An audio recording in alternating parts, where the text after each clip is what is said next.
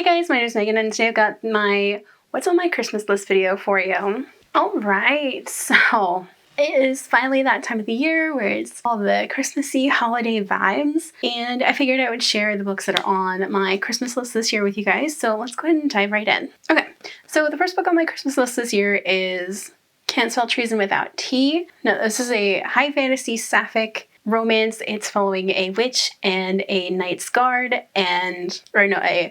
one of the queen's guards, as they, give their 2 weeks notice and then hightail it out of their jobs that they don't want to be in to go start a bookshop and tea room. And the queen isn't really super happy about that, so, dealing with toxic bosses and just, trying to find your peace and be cozy and read books. So yes, please. Next up I have The Nightmare Before Christmas. This is a holiday romance between the Prince of Christmas and the Prince of Halloween. And somehow they're both fighting for the hand in marriage of the Princess of Easter, and neither of them really want that because they kind of fell in love with each other. Next up I have Don't Let the Forest In. This is a YA queer horror following two boys, one of whom is Ace, and he's falling for one of his best friends, and his best friend is out in the forest at night fighting monsters that come to life from their drawings. Next up I have Parties. This is the second book in the Girls Weekend series by Sam Costa. This is set in a really, really cool urban fantasy world that I just don't shut up about ever, and it's a series I would highly recommend. Next up I have The Long Run. This is a kind of a new adult sports romance about cross-country running, I think. Next up I have Yield Under Great Persuasion. This is by the same author that wrote A Taste of Iron and Gold, and I need more of this author in my life. And it happens to be set in the same world as Taste of Gold and Iron, or Iron and Gold. Gold and Iron. Next up I have The Woods All Black. This is by Lee Mandello, who wrote The Summer Sons, and it is a queer horror set in 1920s Appalachia with a trans main character who is a nurse, a nurse, and I'm here for it. I also have The Feastmakers, which is the third book in the Scapegracer series, and I don't want to know too much going into this. I do know that it is going to be, more chaos, because the Scapegracers are nothing if not chaos demons, and I love them.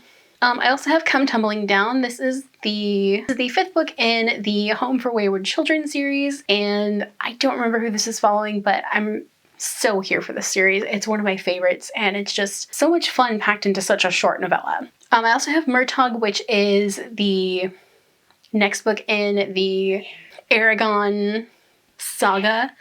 This one is following Murtagh and Thorn, and I'm very much want to get into Murtagh's head because Murtagh was one of my favorite characters in the Aragon series, so for him to be getting his own book, yeah. I also have Oak King, Holly King. This is a queer high fantasy. Next up I have The Wicker King, which is a YA queer horror story about a young man dealing with mental illness and his best friend who is just trying to help him. And yeah, it gets real dark, I think.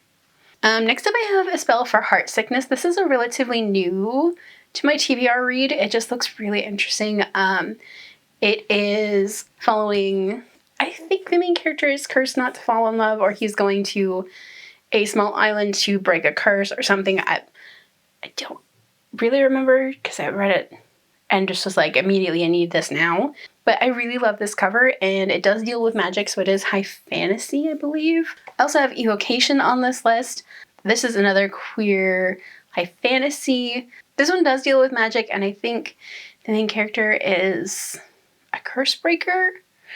Don't quote me on that, I'm not 100% sure, but this one's been going around and I've seen some really great reviews for it, so. And then the last of the books on this list before we dive into the graphic novels is Camp Damascus. This is another queer horror.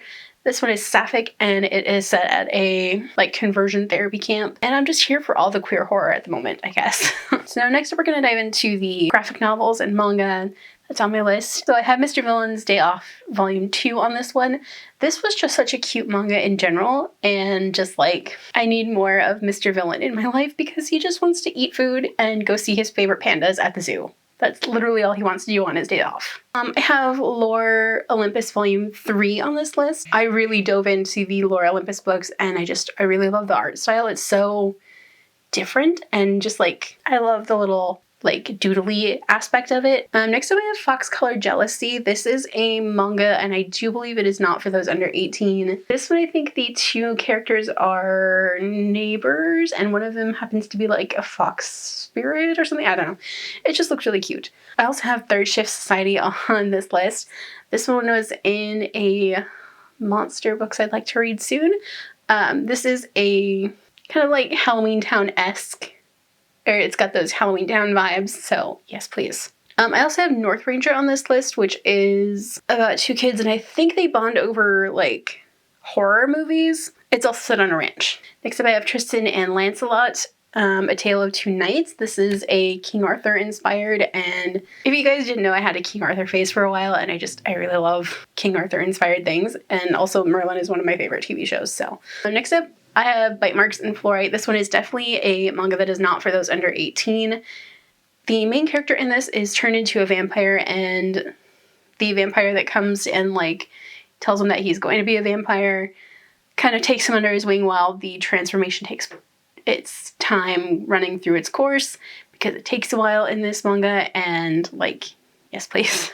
I also have Teen Titans Robin. So if you guys didn't know, the Teen Titans graphic novel series is one of my favorites, and I love this like reimagining of the Teen Titans origin stories. And then the last one on my Christmas list this year is going to be Covenant Volume 2. The Covenant, I really loved, like the first one. It is following a bunch of priests that get powers from their angels that they pray to, and the main character has some issues with his faith, but he also falls in love with a demon, so, I mean, yes please. So those are the books on my Christmas list. What's a book on your guys' Christmas list? Let me know down below. If you guys like this video, don't forget the like button. If you haven't already but would like to, go and hit the subscribe button. And if you'd like to follow me on social media for more bookish stuff, check out the links down below.